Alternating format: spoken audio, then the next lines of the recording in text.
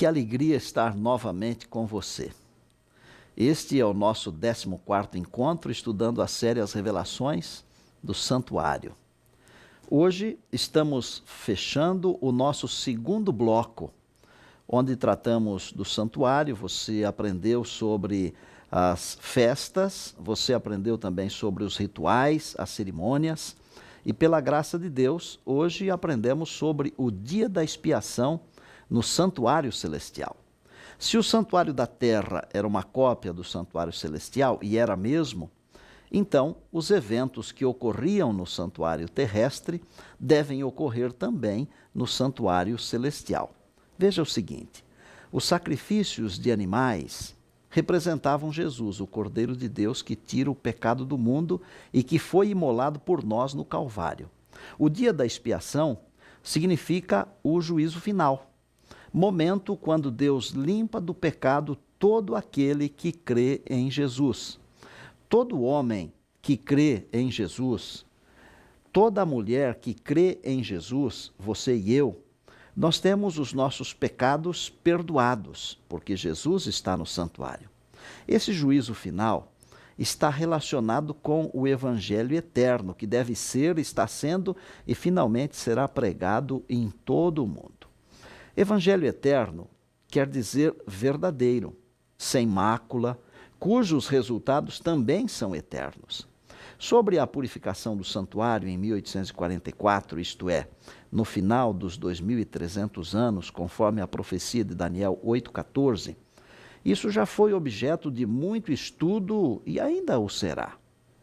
Desde 1831 até 1844, Guilherme Miller pregou sobre a purificação do santuário como sendo a volta de Jesus a este mundo, ou como sendo a segunda vinda de Cristo. Naquela época, houve um grande movimento de preparação para a volta de Jesus, porém, Jesus não veio naquela data.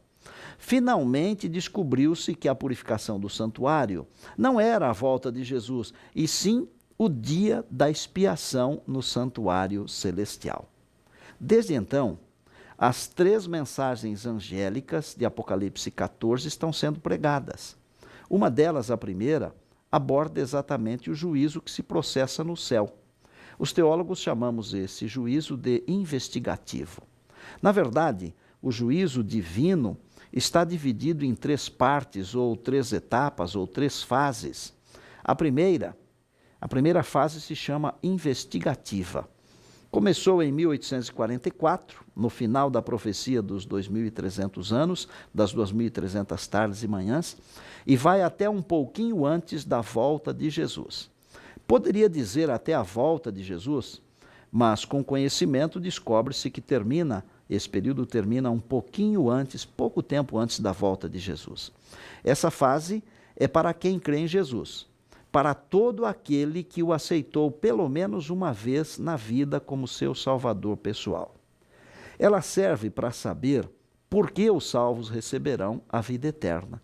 E o porquê é simples: aceitaram o plano de Deus, aceitaram viver de acordo com a vontade de Deus para as suas vidas. Na segunda fase, a segunda parte, pode ser chamada de determinativa ou comprovativa. Ocorrerá durante os 1000 anos, ou durante o milênio, entre as 2 grandes ressurreições. Serve para que os salvos comprovem a justiça de Deus, tipo, por que um foi salvo e o outro não foi? Todas as dúvidas desaparecerão. A terceira e última fase chama-se executiva. Ao final dos 1000 anos, ao final do milênio, Satanás e todos os seus seguidores serão destruídos para sempre. Uma coisa é preciso saber: o julgamento de Deus tem como base sua santa lei, os 10 mandamentos. Vou perguntar a você uma coisa: como alguém que vive em aberta rebelião contra a lei de Deus, contra Deus, pode esperar ser salvo? É impossível, não é mesmo? Bem, nosso assunto principal hoje é o dia da expiação no santuário celestial. Quando acabar esse dia, esse processo de julgamento, todos os casos terão sido decididos. Quem estiver salvo, estará para sempre salvo. Quem estiver perdido estará para sempre perdido. Cumprir-se-á o que está escrito no Apocalipse: continue o justo sendo justo, continue o injusto sendo injusto. Após o encerramento do juízo investigativo, que é o mesmo que o dia da expiação no santuário celestial, vem o fechamento da porta da graça, as 7 últimas pragas e, finalmente, a volta de Jesus. No dia da expiação, da purificação do santuário terrestre, quem não estivesse em paz com Deus era exterminado do meio do povo. No final, não será diferente. Quem não estiver em paz com Deus será eliminado para sempre. O melhor de tudo é que a Bíblia ensina que para quem está em Cristo não há condenação. Deus seja louvado, não é? Bom, deixa eu falar um pouquinho ao seu coração agora. Você está em paz com Deus? Está vivendo de acordo com a luz que possui? Ou está deixando Deus de lado? Permitindo que o tempo passe sem tomar uma decisão do lado de Deus? No final, haverá só 2 grupos. Para um grupo, o grupo dos salvos, Jesus dirá: vinde benditos de meu Pai, possuí por herança o reino que vos está preparado desde a fundação do mundo. Para o outro grupo, o grupo dos perdidos, Jesus dirá: apartai-vos de mim, malditos para o fogo eterno, preparado para o diabo e seus anjos. Saiba de uma coisa: Deus nunca preparou fogo para destruir os seres humanos.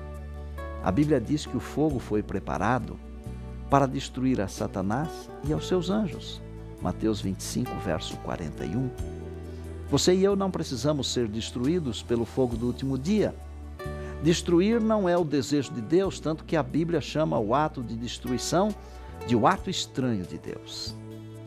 Jesus é o abrigo onde podemos nos proteger. Não importa quão errada tenha sido a vida, o que importa é Jesus. Eu vou contar uma história bonita para você. Eu preguei uma noite na Praça da Apoteose, na Marquês de Sapucaí, no Rio de Janeiro. Milhares de pessoas estavam assistindo. Alguém disse que nós tínhamos lá mais de 20.000 pessoas. E eu fiquei pensando comigo e perguntando para Deus: Deus, no meio de toda essa multidão, quem é que será tocado? Mas eu nunca tive essa resposta de Deus.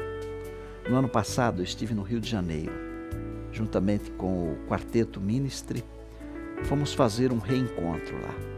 E entre uma sessão e outra, entrou um homem e me abraçou carinhosamente, efusivamente. E ele disse assim: meu nome é Francisco. Eu disse: mas o senhor me conhece? De onde? Nós temos já um relacionamento. Eu queria saber a história dele.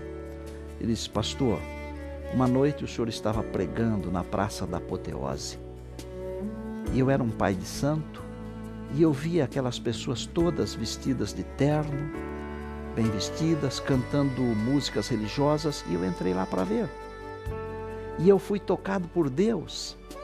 Voltei para o meu bairro, descobri onde tinha uma igreja adventista e comecei a frequentar.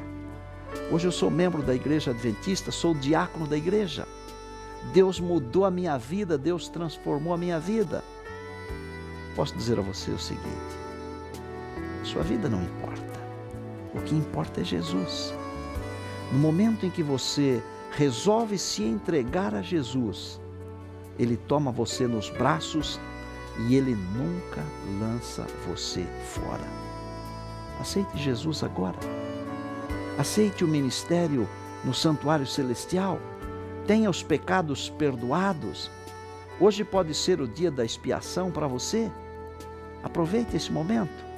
O Senhor Jesus vai limpar toda a sua culpa e não restará para você nenhuma condenação. O mais importante agora é aceitar Jesus e seu plano de amor. Estamos vivendo o dia da expiação. Jesus espera você e deseja salvar você. Deus o abençoe ao aceitar Jesus em sua vida, se for este o desejo do seu coração. Ore comigo agora. Querido Deus e nosso Pai eterno, Obrigado porque Jesus está no santuário celestial, intercedendo por nós, porque não precisamos ser destruídos. Podemos viver para sempre com Jesus. Queremos dizer, Senhor, que aceitamos Teu plano de salvação e que neste momento o nosso nome seja aceito nos livros dos céus. Louvamos o Teu nome pela salvação que nos é oferecida. Aceita a nossa prece, Senhor. Oramos em nome de Jesus, nosso Salvador e Senhor. Amém. Por hoje é só, mas eu espero você no nosso próximo encontro, ok? Até lá então.